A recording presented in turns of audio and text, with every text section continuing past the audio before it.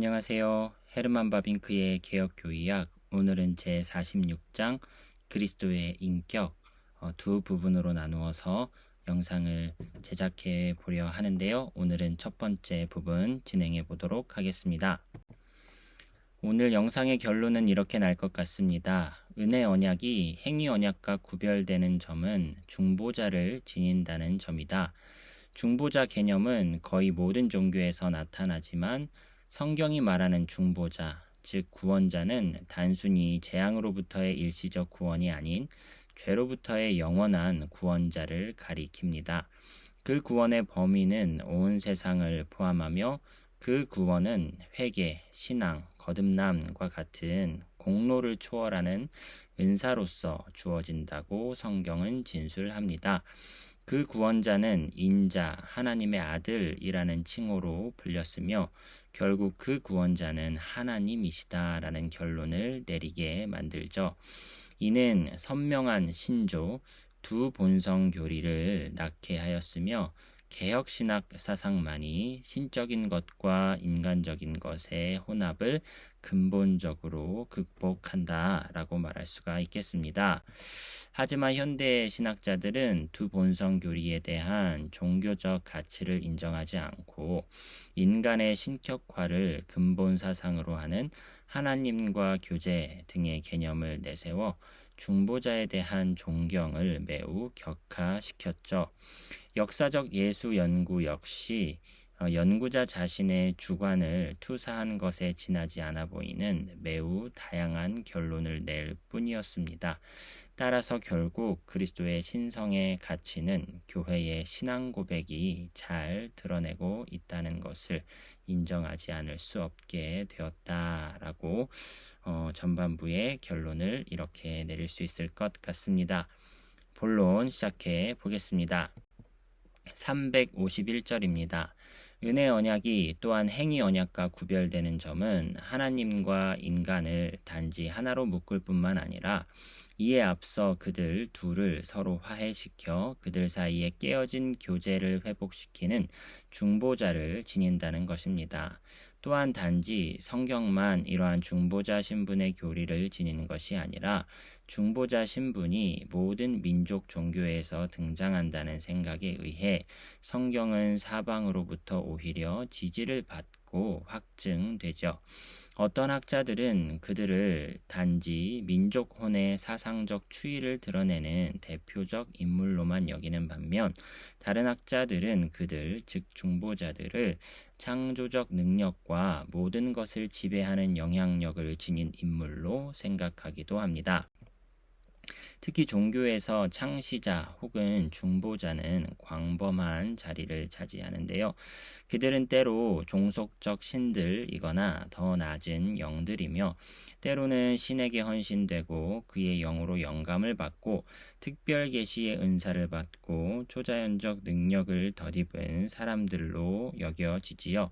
하지만 인간과 신성 사이에 언제나 둘 사이의 교제를 실행하고 유지하는 다른 존재가 존재한다라는 이 중보자 개념, 중보자 신분은 모든 종교에 나타나는 보편적 개념이다라고 말할 수가 있겠습니다.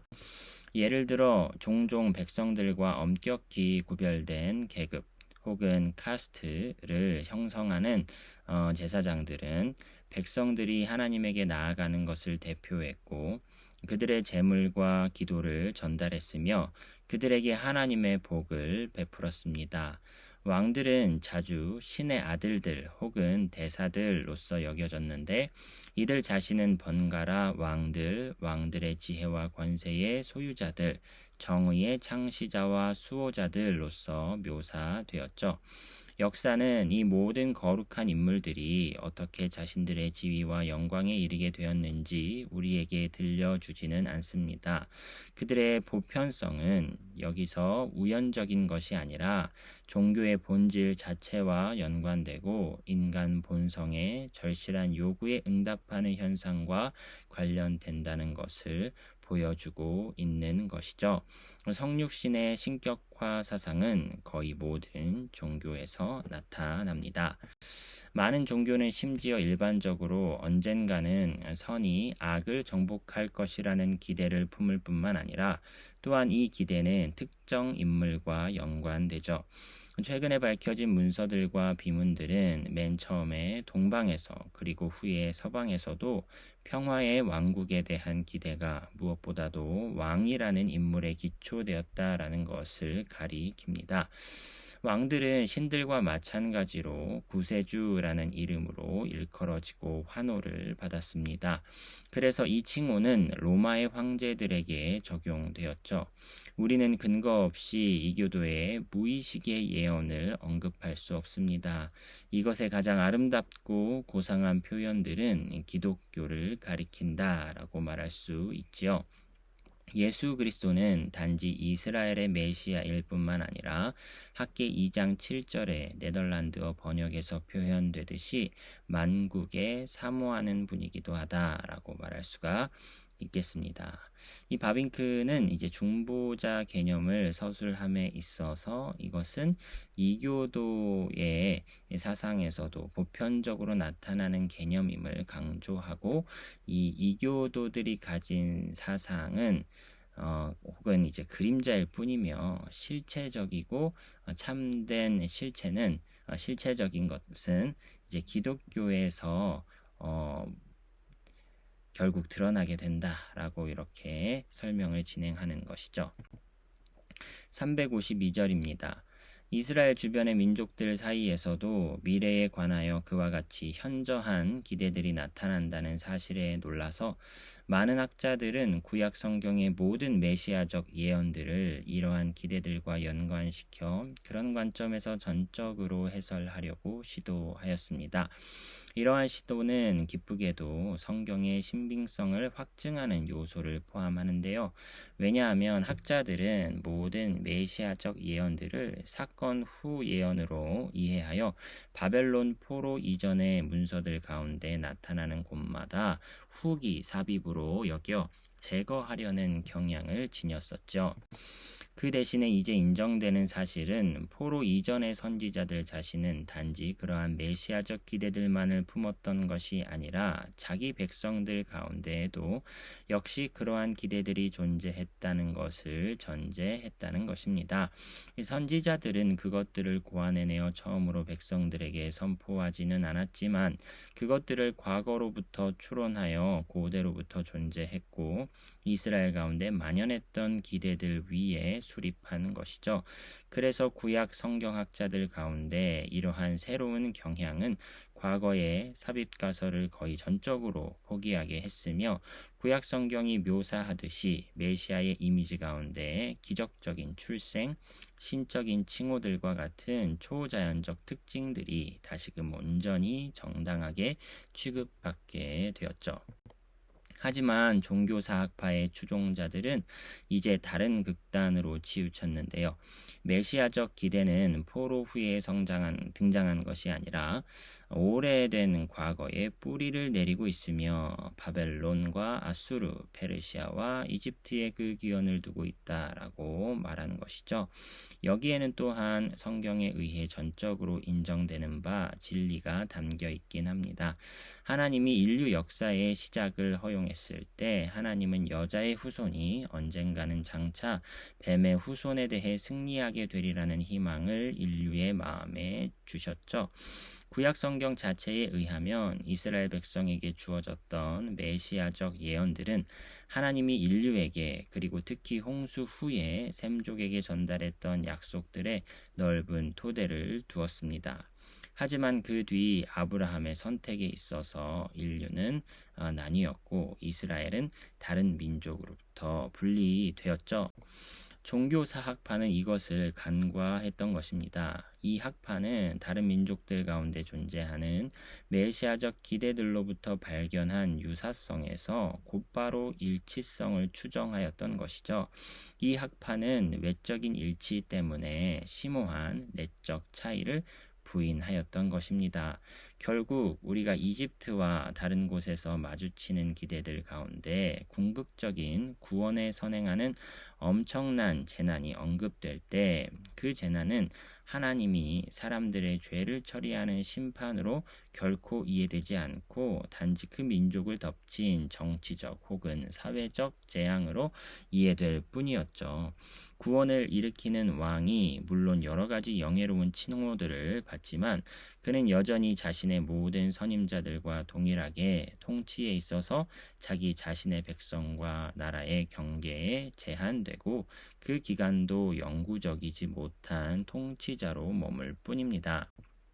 이 칭호가 구세주라는 칭호가 신약 성경에서 그리스도에게 주어졌을 때 이것은 전혀 다른 내용을 포함하고 죄와 죽음으로부터 해방시키고 의와 생명을 주는 구원자를 가리키는 것이었죠.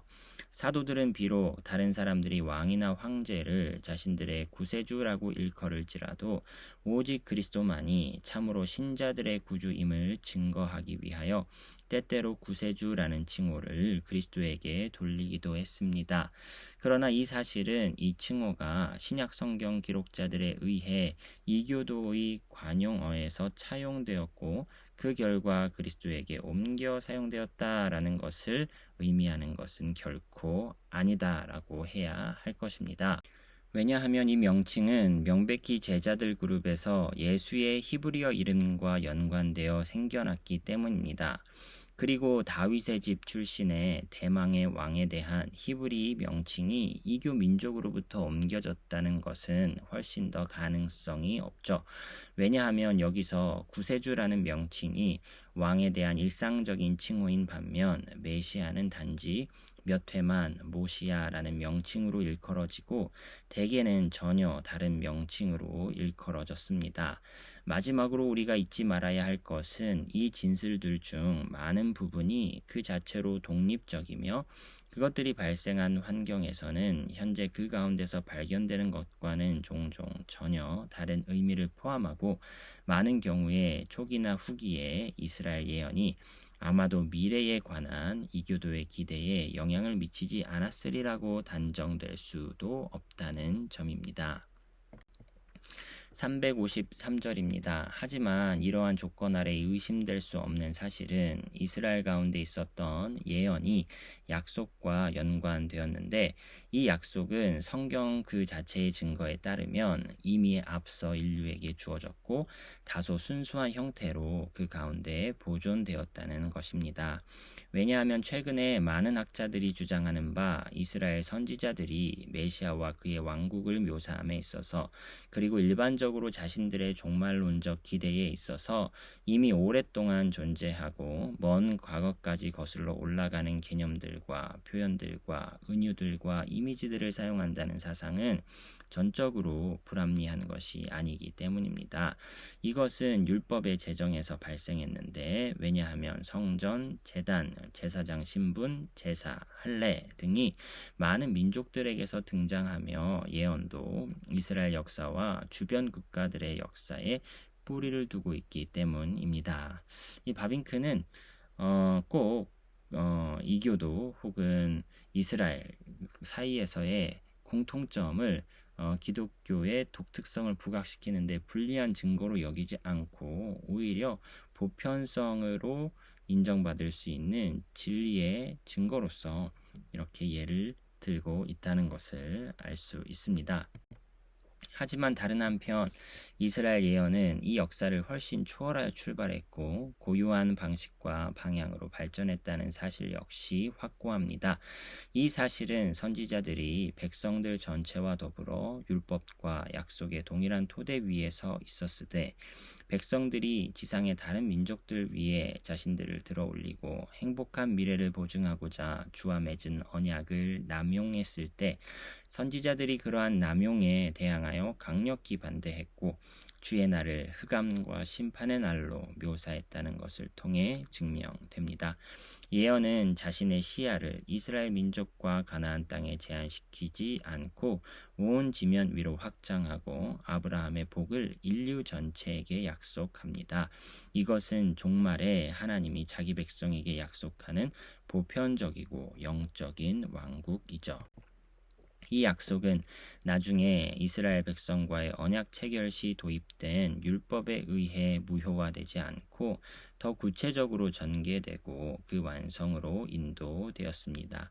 구약 성경은 소수의 독립적인 메시아 본문을 포함하는 것이 아니라 구약 시대 전체가 인물들과 사건들, 직분과 제도들, 율법과 예식들과 더불어 신약에서의 성취를 지시하고 그 성취를 향해 나아갑니다.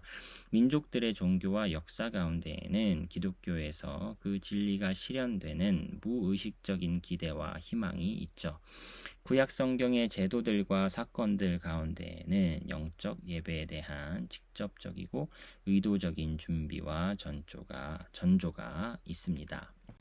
그리고 무엇보다도 왕의 신분은 이스라엘 가운데 그러한 전형적인 의미를 획득했죠. 신적인 왕, 특히 다윗 아내의 비천한 출신, 다양한 인생 경험, 깊은 감성, 시적 재능, 불굴의 용기, 눈부신 승리들로 구현된 이 왕은 하나님의 아들, 탁월하게 기름 부음 받은 자였습니다. 백성들은 이 왕에게 온갖 육체적이고 영적인 본들이 있기를 바라고 심지어 이 왕은 엘로힘이라고 일컬어졌죠. 왕은 지상에서 지고의 신적 위엄을 지닌 자입니다. 다윗은 가장 순수한 신정적 왕의 모습을 구현한 자로 평가되었죠. 이스라엘과 유다에서 왕직이 그 개념에 부응하지 못한 만큼 예언은 사무엘하 7장의 약속을 취하여 거기에 매달렸습니다. 이 기름 부음 받은 왕은 장차 다윗의 집이 비천함에 떨어지고 보좌에서 내쫓기어 베어진 줄기와 같이 될 때 그 집에서 나올 것입니다. 하지만 그의 비천한 출생에도 불구하고 그는 참되고 신뢰할 만한 신정적 왕이 될 것이었죠.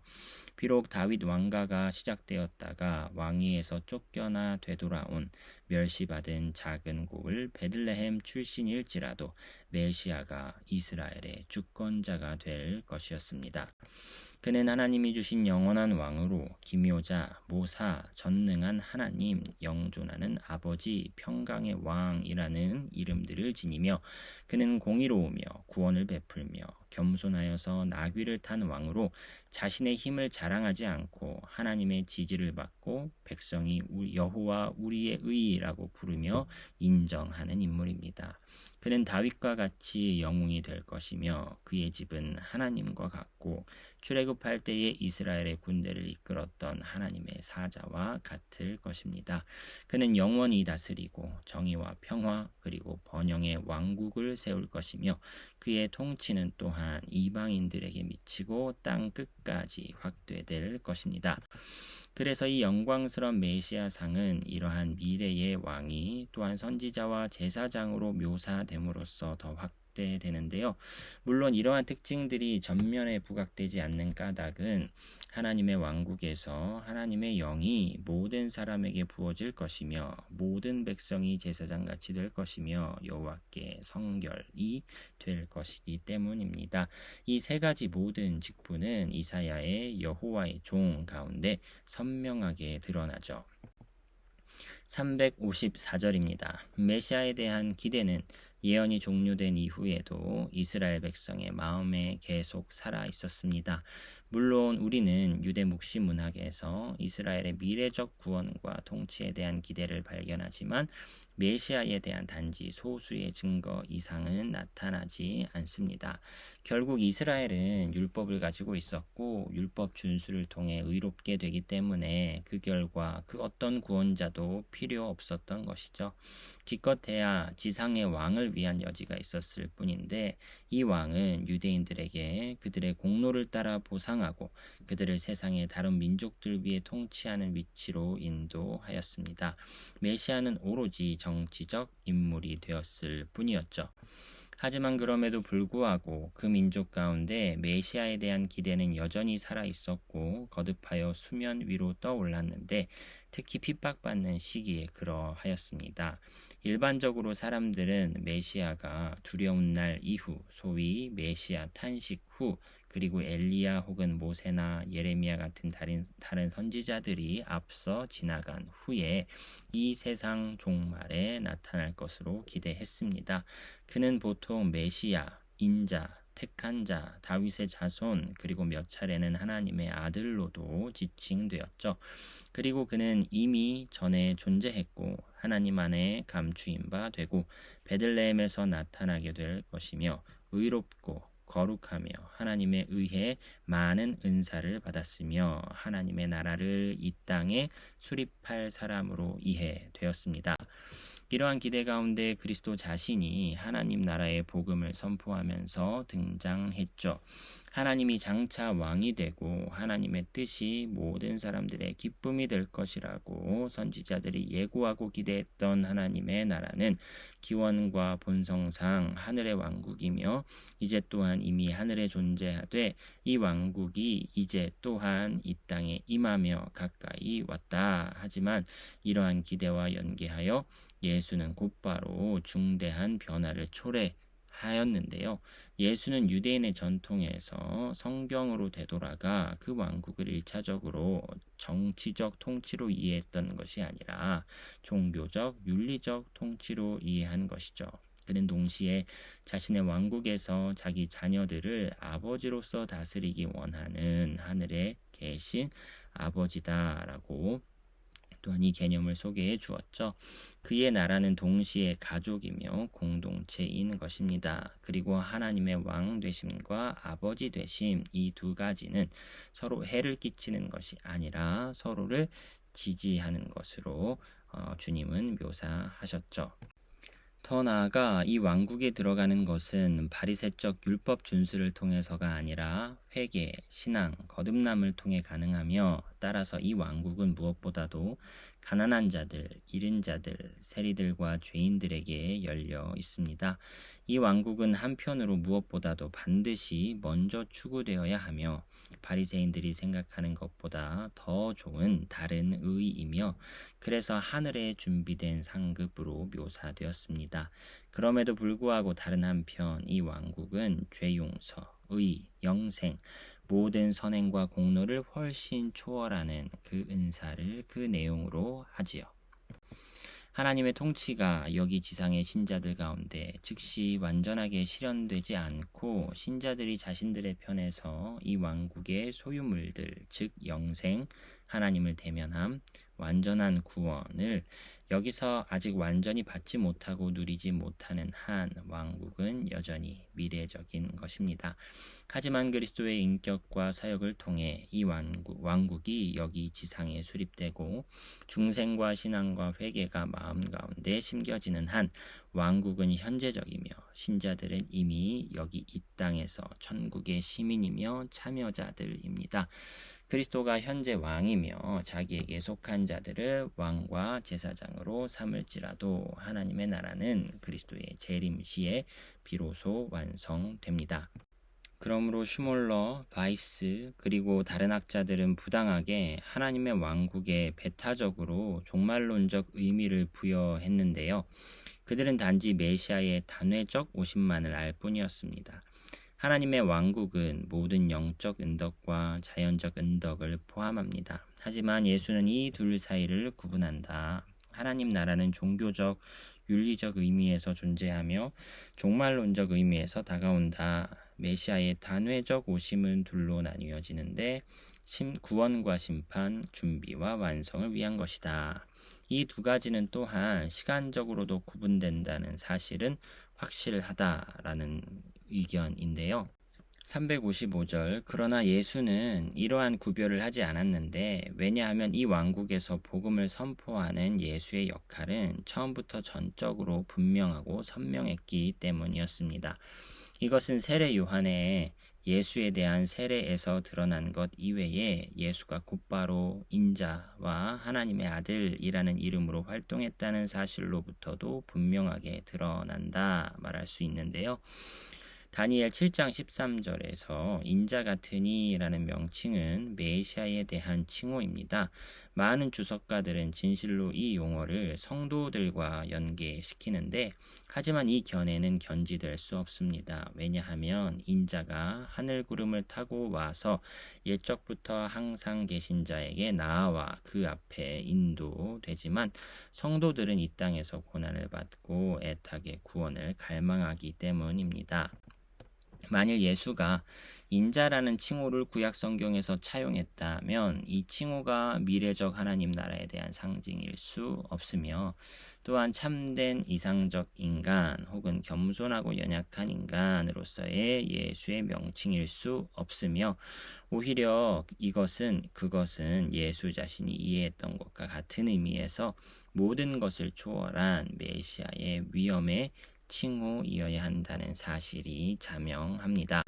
구약 성경에서 하나님의 아들이라는 명칭으로 묘사된 것은 이스라엘 민족, 그 다음에 왕, 그리고 특히 메시아입니다. 하나님의 아들이라는 명칭은 귀신 들린 자들, 유대인들, 대제사장, 그리고 심지어 초기의 제자들이 사용했을 때 아마도 이러한 신정적 의미를 여전히 지니고 있었던 것으로 보입니다. 하지만 예수는 이 명칭에 다른 더 깊은 의미를 부여하셨는데요.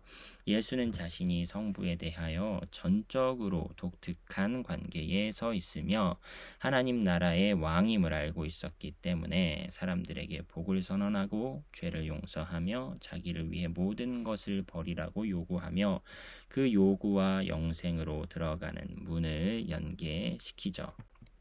공관복음은 나중에 사도들과 또한 기독교회가 그리스도의 인격에 대해 가르친 모든 것을 이미 그 씨앗에 포함하고 있습니다. 제자들이 예수의 부활 전에 예수의 인격과 사역에 대해 올바로 통찰하지 못했다는 것은 옳은 지적입니다. 그런 까닭에 예수는 제자들의 능력을 고려하여 가르쳤으며 자신의 아들됨과 메시아됨을 알도록 점차적으로 인도했고 많은 것을 성령이 가르치도록 남겨두셨죠. 하지만 부활은 이미 그리스도의 인격과 사역에 대해 놀라운 빛을 비추었는데요. 그때 이후로 예수는 모든 제자들에게 천상의 존재로 여겨졌습니다. 그리스도의 본질에 대한 바울과 요한의 가르침은 그 어떤 제자들에게도 반대받지 않았죠. 그들이 거기에 추가한 것은 새로운 것이 아니라 단지 확대하고 발전된 것이었죠.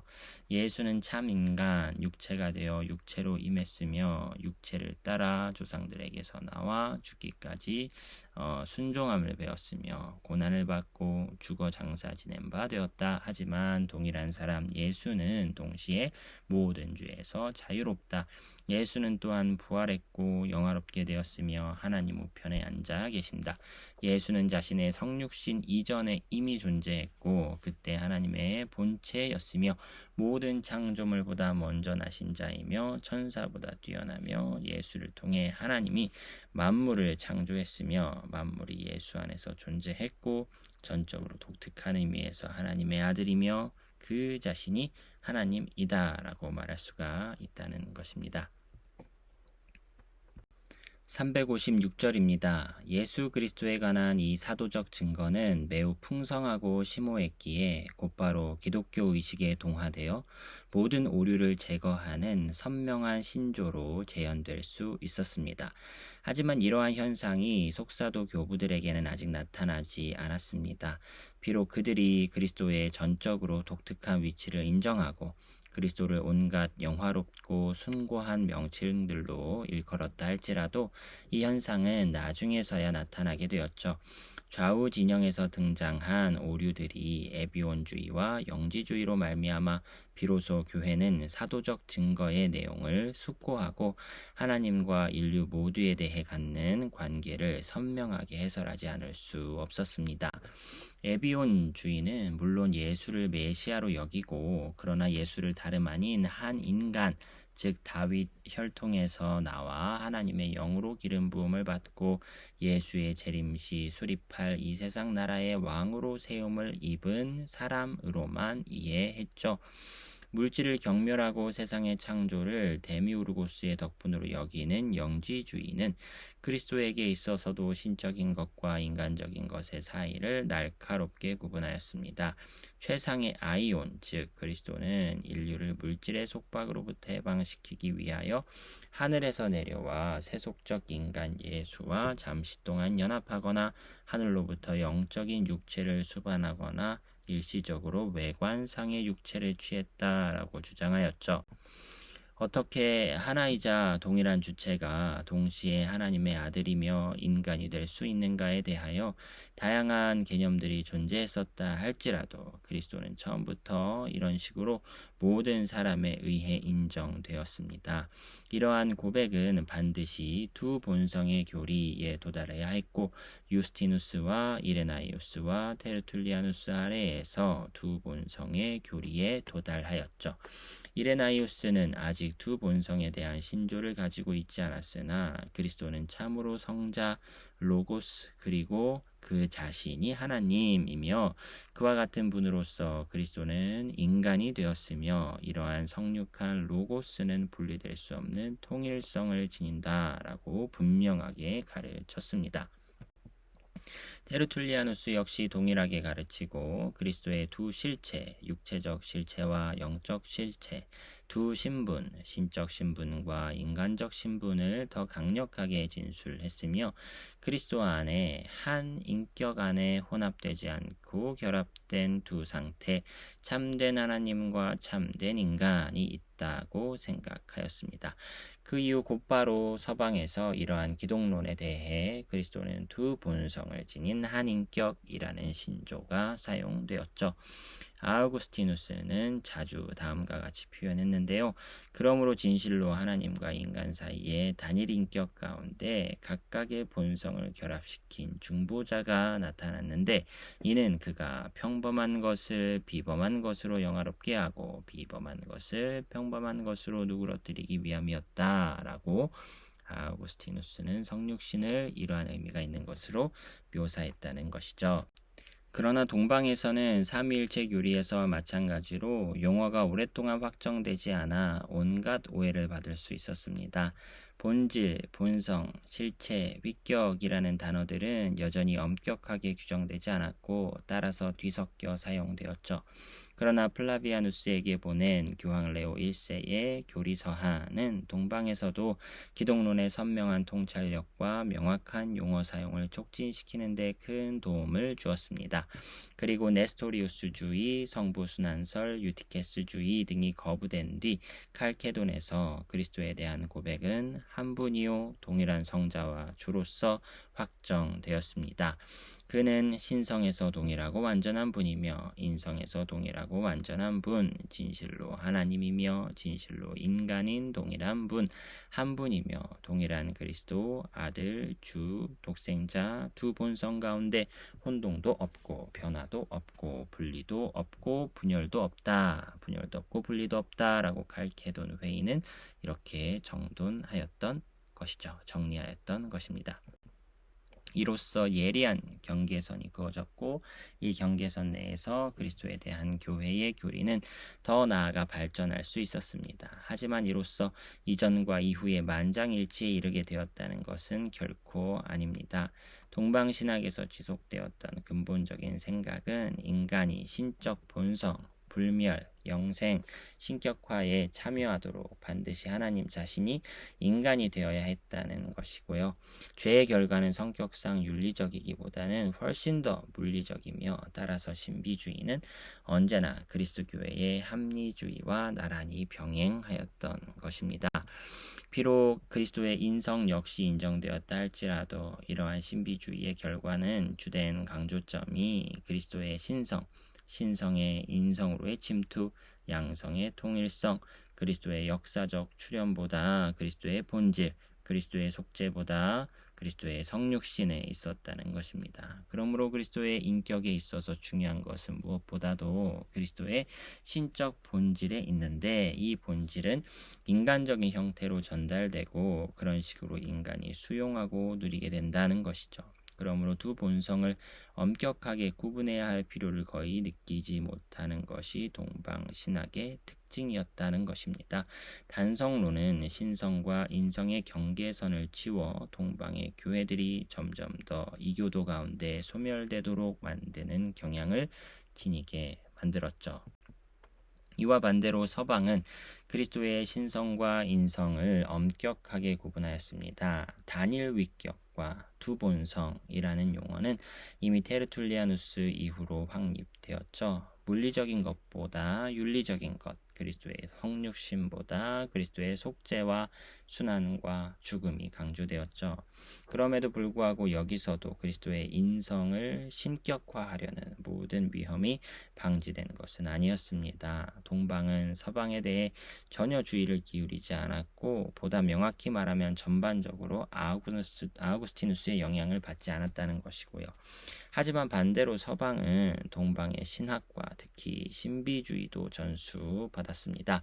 이로 인해 인간적인 것의 신격화에 대한 생각이 라틴 교회와 신학에도 침투했던 것이죠. 신비적 명상, 추가된 선물, 교리, 화채설 모두는 유한한 것이 무한한 것에 참여할 수 있다는 생각에 기초하고 있는 것이었습니다.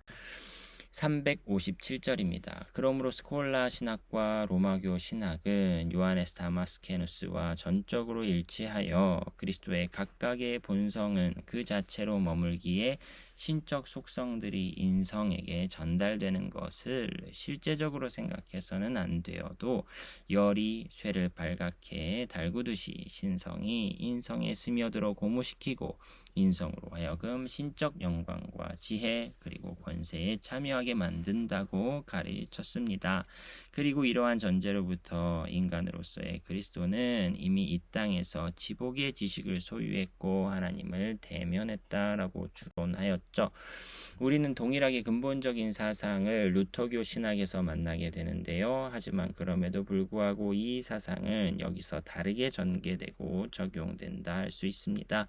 그리스 신학과 로마교 신학은 인성에게 신적 은사가 전달된다고 가르쳤으나 신적 속성들이 전달된다고 가르쳤던 것은 아니라고 합니다. 그리고 또한 물론 두 본성의 실체에게 신적 속성들이 참되고 본질적으로 전달된다고 가르치기도 하였지만 그 자체로서의 인성에 전달된다고 가르쳤던 것은 아니라는 것인데요.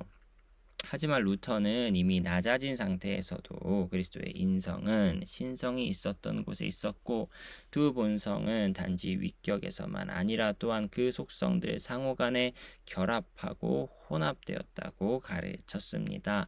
그러므로 로마교 신학자들은 루터교 기독론과 특히 편재론을 만장일치로 반대하였던 것인데요.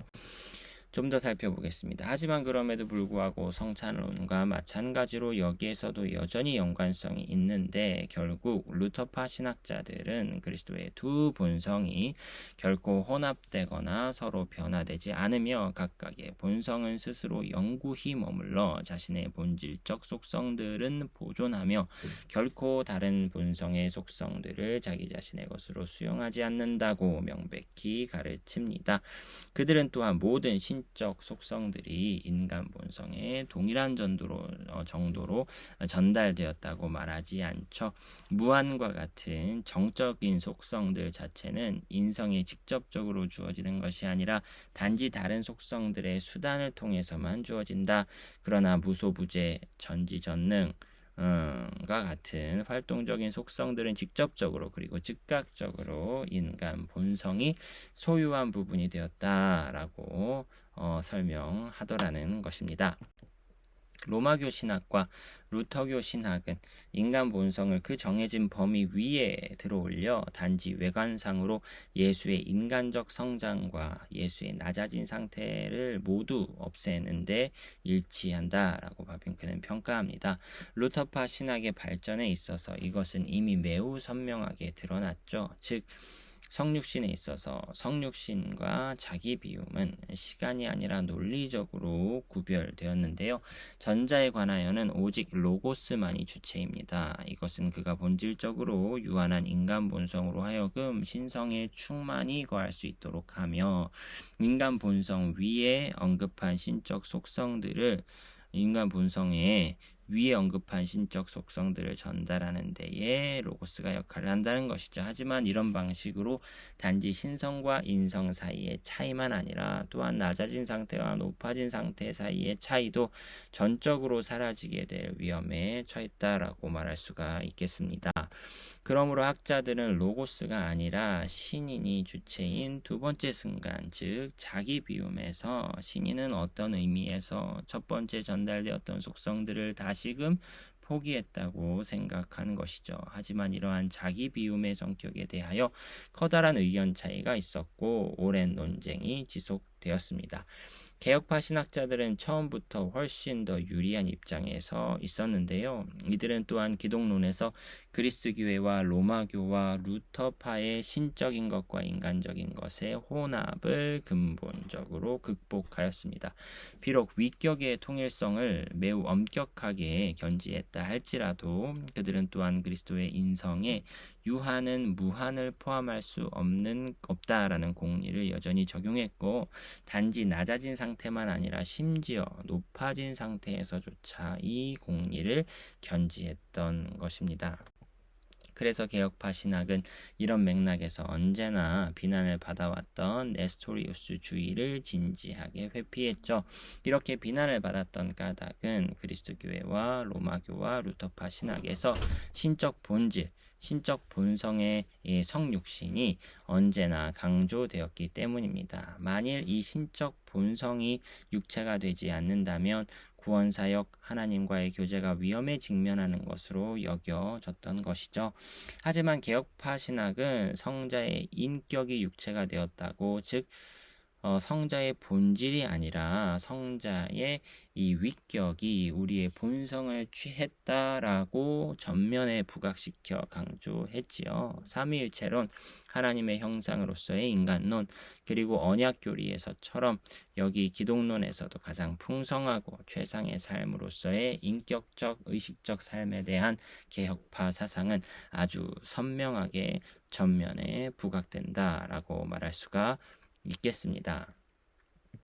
358절입니다. 이 모든 기독론의 발전은 칼케돈 신조에서 출발하고 그 경계선 안에서 움직입니다. 하지만 모든 그리스도인이 이 고백을 수용했던 것은 아니었습니다. 좌로나 우로 치우쳐 옛날 에비온주의 혹은 영지주의의 전철을 밟았던 사람들이 항상 존재해왔죠. 현대 신학에서 대두된 지배적인 사상은 두 본성의 교리가 그리스 신학과 그리스도 교회에 잘 어울렸을지라도 오늘날 우리에게 모든 종교적 가치를 상실했으며 이 교리가 또한 소시누스주의와 합리주의의 비평 아래 돌이킬 수 없이 굴복되었고 그래서 이제는 전적으로 새로운 종교적 윤리적 의미에서 추정될 수밖에 없다라는 사실을 드러내었죠. 이러한 새로운 기독론의 가장 대표적인 학자들은 칸트, 슐라이어마허, 리츠입니다. 칸트는 성경적이고 교회적인 기독론을 수용할 수 없었는데 이는 자신이 초자연적인 존재의 가지성을 부인했고 너는 반드시 해야 한다에서 너는 할 수 있다를 추론함으로써 구세주의 필요성을 느끼지 않았기 때문입니다. 그러므로 칸트에게 있어서 그리스도는 단지 윤리의 한 모범이자 미덕의 한 스승일 따름이었죠. 더 나아가 성경과 교회가 이러한 그리스도에 대해 말한 모든 것은 단지 상징적 가치만을 지닐 뿐이었습니다. 교회가 가르치는 그리스도는 하나님이 기뻐하는 인류의 상징이었죠. 그리스도에 대한 믿음이란 인간이 자신의 구원을 위해 하나님이 기뻐하는 인류에 대한 관념을 믿어야만 한다는 것이었습니다. 한마디로 말하면 역사적 인간 예수는 중보자도 구세주도 아니지만 이 인물에 대해 교회가 고백하는 모든 것은 전적으로 이러한 인류에 대한 관념에 적용된다. 칸트는 신철학에서 고대 영지주의자들과 마찬가지로 역사적 그리스도를 이상적 그리스도와 분리함으로 시작했고 다른 학자들이 이것을 진전시켜 나갔습니다. 피히테는 하나님과 인간이 절대적으로 하나였다는 생각에서 출발했습니다. 그러나 그리스도는 자신 안에서 이러한 하나됨을 맨 처음으로 인식했고 분명하게 선언했다고 합니다. 이것이 그의 위대한 역사적 의미라는 것이죠. 수천의 사람들이 그를 통해 이러한 인식, 이러한 하나님과의 교제에 이르게 되었습니다. 오로지 형이상학적 영원한 진리, 하나님과의 하나됨에 대한 인식만이 구원을 베푸는 반면 역사적 진리는 지나가는 독립적 사실이다라고 이렇게 피히테는 주장하였습니다. 초기의 쉘링에 있어서 절대자는 결코 불변하는 존재가 아니라 영원한 생성이며 따라서 절대자의 로고스와 아들로서 세상 가운데 계시된다라는 주장을 하였죠. 신학은 그리스도가 하나님의 독생자이며 성육신한 아들이라고 믿는다 하지만 그것은 틀린 생각이다. 하나님은 영원하기 때문에 특정한 시점에 인간의 본성을 취했을 리가 없다. 역사적 사실로서의 기독교는 일시적 의미를 지닌다. 그러나 관념은 영원히 머문다. 세상이 하나님의 아들이다. 하나님의 성육신이란 절대자가 스스로 존재하기 위하여 세상 가운데 다수의 개인들 가운데 다양한 역사 가운데 역사적 과정 가운데 계시된다는 사실이다. 그러므로 세상은 생성 중에 있는 하나님 자신이다라는 주장을 하는 것이죠. 마찬가지로 헤겔도 신학이 상징적 표상들로 재현하는 것은 철학을 통해 개념들로 변환된다고 말하였는데요. 그리스도는 유일한 신인이 아니다. 인간은 본질적으로 하나님과 하나이며 자기 발전의 절정에서 또한 이 사실을 의식하게 된다.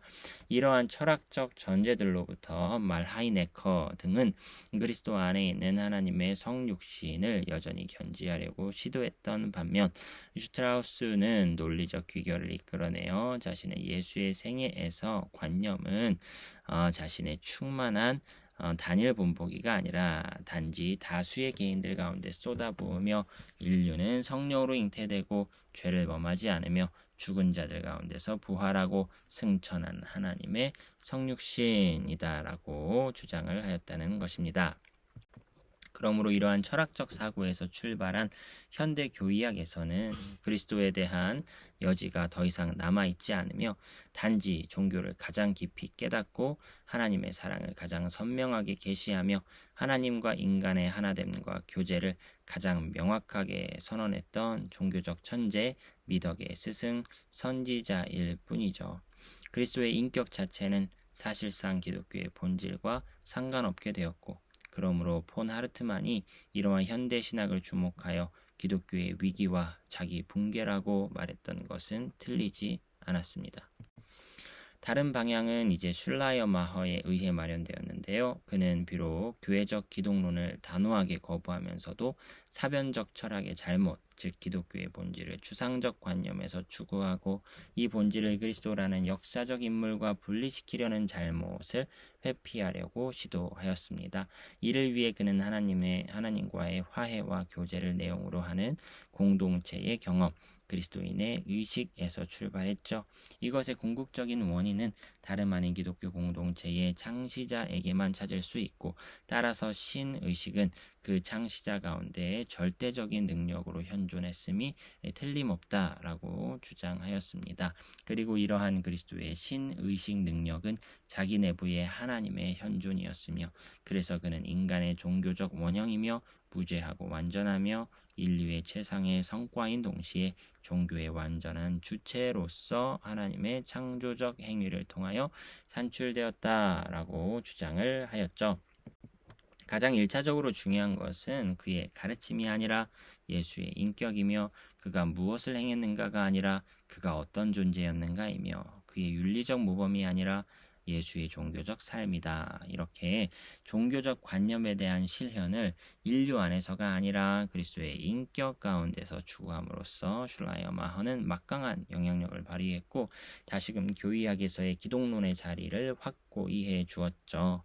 첫째, 슐라이어 마허의 영향은 학자들이 칸트, 피히테, 헤겔과는 상반되게 그리스도 안에 있는 전적으로 특별하고 완전하게 유일한 하나님의 계시를 견지하려고 시도했다는 사실에서 드러납니다.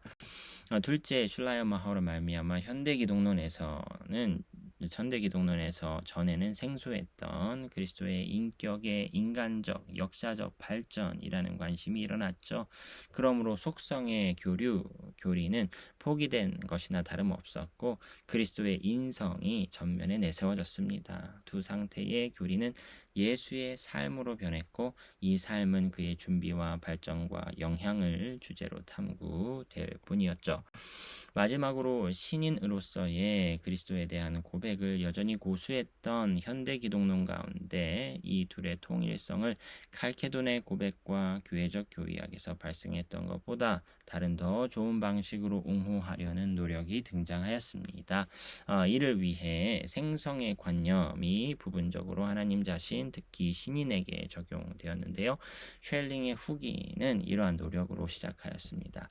이 성자는 어떤 의미에서 성부 안에 영원히 존재한다. 하지만 그는 성부로 말미암아 출생되고 성부 밖에 있는 성자로서 창조 가운데 처음으로 등장한다. 그러나 그때에도 성자는 실제적인 인물이 아니라 실현될 수 있고 반드시 실현되어야 하는 잠재력으로서 존재한다. 그러나 인간의 죄로 말미암아 세상은 하나님 밖에 있는 존재가 되고 이 세상을 위해 출생되어 지속적으로 세상과 연관을 맺은 성자는 내적으로가 아닌 외적으로 이 성부와 독립된 존재를 획득한다라고 설명하였던 것이죠. 리첼의 기독론은 이제 슐라이어 마허의 기독론과 일치하는 부분이 있는데요. 그것은 단지 칸트의 철학과 더 긴밀하게 연관성을 맺으면서 그리스도의 인격보다는 그리스도의 사역에 더 강조점을 두고 기독교의 본질 가운데 윤리적 차원에 더 큰 자리를 부여하는 것이죠. 리첼 역시 기독론에서 모든 형이상학과 자연과학을 통해 그리고 역사적 비평을 통해 정제된 모든 것, 예를 들어 선제설, 조자연적인 잉태, 부활, 승천, 재림과 같은 모든 것을 리첼은 거부합니다. 그리스도는 이런 관점에서 평범한 인간이다. 하지만 그의 독특성은 그의 소명, 그가 행한 사역, 즉 하나님 나라의 설립에 있다라고 주장을 하죠. 그리스도는 하나님의 나라가 모든 사람들의 목적이며 자신의 뜻이 반드시 인류 전체의 뜻이 되어야 한다는 것을 우리에게 드러내고 자신의 죽음으로 확정했다. 거기에 그리스도의 왕적 능력, 세상 통치가 있으며 거기에 또한 그의 신성이 있다. 그리스도는 형이상학적 의미에서 하나님이 아니다. 하지만 그에게 있어서 하나님이라는 명칭은 하나님 나라에서의 그의 서열과 신분을 가리키며 따라서 본질의 명칭이 아니라 직분의 명칭이다. 이런 식의 주장을 현대 신학자들은 했다는 것이죠. 359절입니다. 19세기의 기독론의 일반적인 특징은 쉘링과 헤겔, 슐라이어 마허와 리첼의 영향 아래 발생했던 것처럼 합리주의와 도덕주의에 대한 반작용에서 그리스도의 인격으로 되돌아가 그의 역사적 출현에 종교적 삶에 영구적 의미를 부여하려는 시도였습니다. 리첼의 제자들 가운데 역사적 예수로 여겨질 수 있는 것을 확정하는데 다양한 차이가 존재하였는데요. 하지만 모든 학자들은 그리스도라는 역사적 인물 안에 있는 하나님의 특별 계시를 수용했고 교의학의 기독론의 자리를 보존하고자 애를 썼습니다. 이를 통해 그들은 비더만과 같이 기독교의 원리를 그 창시자와 분리시키고 따라서 반드시 기독론을 교의학으로부터 제거해야 하는 현대 신학자들과 자신들을 구분하였습니다. 하지만 그들은 또한 신앙 고백 혹은 최소한 신약 성경에서 참된 역사적 예수의 상을 발견하는 신학적 학파들과도 자신들을 구별하였죠. 왜냐하면 그들 모두가 현대 자연과학과 특히 역사학에 의해 역사적 예수와 교의학적 그리스도를 구분하지 않을 수 없다고 여겼기 때문입니다. 그리스 철학과 동방의 형이상학이 예수의 본래 복음을 부패시키고 왜곡시켰다고 생각했기 때문이죠. 360절입니다. 그러나 이 견해는 사람들이 기대했던 것과 전혀 다르게 그리스도의 인격과 사역에 관한 커다란 불확실성에 이르렀습니다. 하르낙에 의하면 기독교의 본질은 예수의 출현과 가르침과 삶을 통해 사람들이 하나님이 그들의 아버지이며 그들은 하나님의 자녀임을 경험할 수 있는 것이다 라는 건데요. 예수 자신이 선포했던 것과 같은 본래 복음에는 성자가 아니라 오로지 성부만이 중심이 된다라고 주장하였습니다. 예수는 자신을 설교하지 않았고 그는 자기 자신에 대한 믿음을 요구하지 않았으며 그는 자신에 대한 그 어떤 기독론도 견지하지 않았다라고 하르낙은 주장한 것이죠. 모든 사람이 즉각적으로 볼 수 있는 것처럼 하르낙이 자신의 강연에서 기독교의 본질에 대해 제공했던 묘사는 모든 역사를 거쳐 기독교회의 신앙 고백에 묘사되었던 것과는 상당히 다른 것이었습니다. 그리고 리츠락파는 교회의 예수상과 대조하여 이 예수상을 순전히 역사적 인물로 묘사하고 마치 교회가 온갖 분파들에 대항하여 오직 성경에서 그들 앞에 생생하게 표현되었던 그리스도만을 고백하는 데 항상 최선을 다하지 않았던 것처럼 베언너가 기독교는 수천 년 동안 누가 자신의 주님인지를 잊었다라고 큰 소리로 외쳤을 때 이것은 이미 상당한 오만을 드러낸 것이었죠. 하지만 예수에게 돌아가자는 표현은 사람들이 처음에 추측했던 것과는 전혀 다른 결과에 이르고 말았습니다. 왜냐하면 일단 소위 역사적 예수와 사도적 그리스도를 이분할 때 그렇다면 도대체 누가 역사적 예수이며 어떻게 그가 사도들의 손에서 그리스도로 변형되었는가라는 이중적 질문에 곧바로 직면하기 때문이죠. 케일러는 물론 이런 입장에 대해 경고했고 그러한 분리란 불가능하며 예를 들어 그리스도의 희생, 죽음과 부활 역시 역사적 예수의 부분이 된다고 선명하게 밝혔습니다. 하지만 학자들은 이 길을 따라 나아갔고 위에 언급된 두 질문에 부딪혀 매우 큰 어려움을 겪게 되었습니다. 결국 역사적 예수 연구가 진전됨에 따라 그리스도의 인격이 바울과 요한에게서 처음으로 나타나는 것이 아니라 이미 공간복음에서 나타난다는 사실이 더욱 분명하게 드러났죠. 공간복음과 바울 서신들과 공간복음은 이제 바울 서신들과 마찬가지로 사도적 서술이며 심지어 이러한 서신들보다 더 후기에 기록되었습니다. 이 사도들 사이에 그리스도의 인격에 대한 논쟁은 전혀 언급되지 않았죠. 비록 그들이 자신들의 성격과 경험에 따라 다양한 측면에서 그리스도를 묘사한다 할지라도 그들 모두가 동일한 그리스도에 대한 신앙을 고백하여 구원을 얻었습니다. 그러므로 여전히 학자들은 바울과 요한을 옆으로 제쳐둠으로써 본래의 역사적 예수를 결코 발견할 수 없었죠. 학자들은 공간복음에서 다시금 예수 자신에게 속한 특징들과 그의 제자들이 나중에 거기에 덧붙였던 특징들을 구분해야만 했습니다. 그들은 반드시 전승의 층들을 깊이 파고들어야만 했는데 이는 맨 밑에 있는 가장 오래된 층에 이르기 위함이었습니다.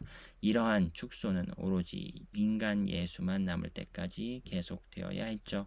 하지만 이것은 끝없는 작업으로 드러났고 무한한 독단에 이르렀습니다.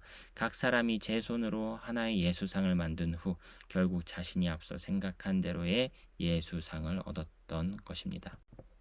예수의 성격과 사역에 관하여 유대민족과 율법, 문화와 인류에 대한 그의 관계에 관하여 의견차가 매우 극심합니다. 심지어 그가 자신을 메시아로 여겼는지에 대한 질문에서조차 견해들이 매우 다양하죠. 많은 학자들이 이 질문에 여전히 긍정적으로 기꺼이 답변하지만 종종 메시아됨을 예수가 하나님 나라를 위해 특별한 소명을 덧입어야 했던 단지 일시적이고 민족적인 형태로만 여깁니다. 이러한 광범위한 불일치 가운데 자료들의 결함과 편향적 성격 때문에 우리는 아마도 예수에 관하여 어떤 것을 결코 확실하게 알지 못할 것이며 심지어 예수의 실제조차 심각한 의심을 받고 있다는 일부 학자들의 결론에 놀랄 필요가 없습니다. 마지막 361절입니다. 그러나 이러한 급진주의는 반대들을 해소하는 것이 아니라 더 큰 난관들을 수반하였죠. 왜냐하면 위 언급된 질문들 중 두 번째 질문, 어떻게 그가 사도들의 손에서 그리스도로 변형되었는가는 상당히 강력하게 그리스도의 인격이 신약 성경의 책들 가운데 어디에서 비롯되었는가라는 질문을 제기하기 때문인데요. 어떤 학자들은 기독교 시대 이전에 이미 어떤 신성을 예수, 즉 구주 혹은 해방자라는 이름 아래 숭배하고 이 종파를 점차 유대인들이 자신들이 구원자로 여겼던 메시아, 기름 부음 받은 왕과 연관시켰던 나사렛 이단이 존재했다고 생각하기도 하였고요. 다른 학자들은 보다 더 당시에 점차적으로 서방에 유입되었던 불교의 가르침 혹은 일반적으로 기독교 시대에 처음 수세기를 특징지었던 다양한 동방과 서방 유대적 사고와 헬라적 사고의 혼합주의적 합성을 고려하기도 하였습니다. 이 모든 시도들은 이미 매우 만족스럽지 못한 요소들을 포함했는데 이는 인격성을 제거하고 인격성을 교회가 창작한 환상으로 대치했기 때문입니다. 게다가 그것들은 끔찍한 결론에 이르렀죠. 왜냐하면 신적 아들됨, 초자연적 출생, 메시아됨, 부활 등 그리스도의 인격의 특징들이 반드시 교회의 환상에 기초하고 당시의 온갖 낯선 사상들로 해설되어야 했다면 그것들이 한동안 상징적으로 해석되어 변명될 수는 있겠지만 근본적으로 거짓된 개념들과 해로운 오류들이었기 때문입니다. 이 입장을 취하는 순간 예수의 인격에 대한 존경 역시 사라지는 것이죠. 바울, 요한 또는 교회가 일반적으로 교의적 그리스도를 창작한 책임이 있다고 주장하는 시도들은 모두 여전히 예수의 인격에 대한 분명한 경건에서 비롯되었습니다.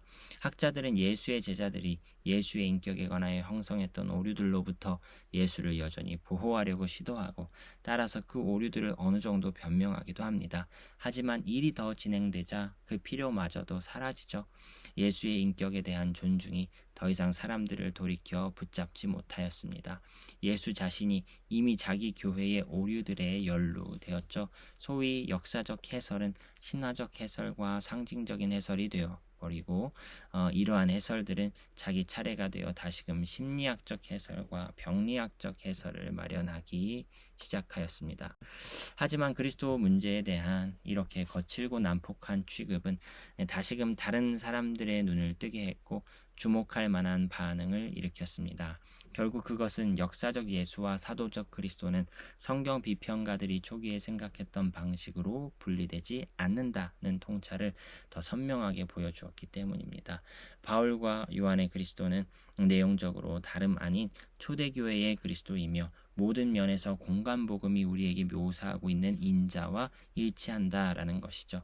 사람들은 예수 그리스도를 살아계신 하나님의 아들로 수용하지 않은 채 경배할 수는 없습니다. 그러므로 심지어 최근 현대주의자들의 진영에서조차 기독론의 필요성이 단지 주관적, 상징적 의미에서가 아니라 또한 역사적 예수와 사도적 증거와 연관된 그런 의미에서 일깨워졌죠. 슐라이어 마허와 리첼의 영향을 받은 다른 학자들은 예수를 단순히 선지자와 교사와 모범으로만이 아니라 특히 하나님의 계시로서 전적으로 독특한 의미에서 하나님과 교제했던 사람으로 하나님이 오로지 그 안에만 거주했기에 하나님이 그를 통해 특별하고 절대적인 방식으로 자신을 계시했다고 주장하는 것을 우리가 주목할 수 있습니다. 하지만 만일 그리스도가 장차 이 자리와 이 지위를 옹호하게 된다면, 만일 그가 기독 종교의 주체가 아니라 대상과 중심이 된다면 그리스도가 영감을 받았다는 것으로 충분하지 않고 그 자신이 반드시 성부의 독생자 하나님이어야 하는 것이죠. 그래서 그리스도의 신성의 진리와 가치는 다른 학자들에 의해 다시금 정당하게 전면에 부각되었습니다. 마지막으로 이로써 다시금 교회의 신앙 고백에 대한 교의학의 연관성이 회복되었는데, 왜냐하면 교회의 신앙 고백은 모든 세기를 거쳐 십자가에 못 박히고 부활하신 그리스도를 자신의 주님과 자신의 하나님으로 고백했기 때문입니다. 오늘의 결론입니다. 은혜 언약이 행위 언약과 구별되는 점은 중보자를 지닌다는 점이다. 중보자 개념은 거의 모든 종교에서 나타나지만 성경이 말하는 중보자, 즉 구원자는 단순히 재앙으로부터의 일시적 구원이 아닌 죄로부터의 영원한 구원자를 가리키죠. 그 구원의 범위는 모든 민족, 온 세상을 포함하며 그리고 그 구원은 회개, 신앙, 거듭남과 같은 공로를 초월하는 은사로서 주어진다고 성경은 진술합니다. 그 구원자는 인자, 하나님의 아들이라는 칭호로 불렸으며 결국 그 구원자는 하나님이시다라는 결론을 내리게 만들죠. 이는 선명한 신조, 두 본성 교리를 낳았으며 개혁신학 사상만이 신적인 것과 인간적인 것의 혼합을 근본적으로 극복하는 신학이다라고 말할 수가 있습니다. 하지만 현대 신학자들은 두 본성 교리에 대한 종교적 가치를 인정하지 않고 인간의 신격화를 근본 사상으로 하는 하나님과의 교제 등의 개념을 내세워 중보자에 대한 존경을 매우 격화시켰죠. 역사적 예수 연구 역시 연구자 자신의 주관을 투사한 것에 지나지 않아 보이는 매우 다양한 결론을 낼 뿐이었습니다. 결국 그리스도의 신성의 가치는 교회의 신앙 고백이 잘 드러내고 있음을 인정하지 않을 수 없게 되었다라고 오늘의 영상의 결론을 이렇게 내려보았습니다. 다음 시간에 그리스도의 인격 파트 한 번 더 진행해 보도록 하겠습니다. 오늘도 수고 많으셨습니다.